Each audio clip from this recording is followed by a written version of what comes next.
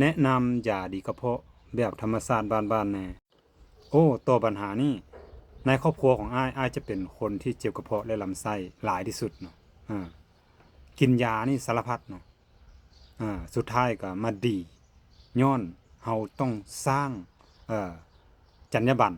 หรือว่าสร้างวินัยให้กับตัวเองวิธีการง่ายๆเนาะ1แม่นกินข้าวให้ถูกเวลาเนาะแล้วบ่ต้องกินสิ่งใดที่มัน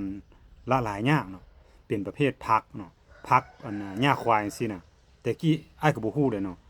อ้ายไปศึกษามามันเป็นใหญ่เด้เนาะแล้วผักกาดคือกันเนาะประเภทนี้เฮาพยายามหลีกเลี่ยงเฮาต้องกินผักอ่อนๆเนาะมันละลายง่าย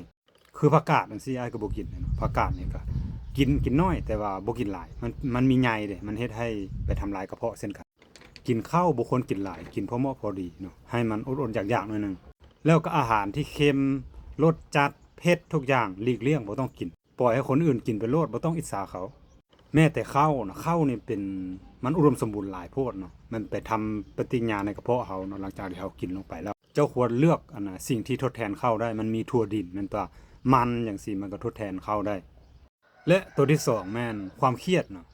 เจ้าพยายามปล่อยวางเนาะการเฮ็ดเวียกคือกันหัวหน้าจะปีบจังซั่นซี่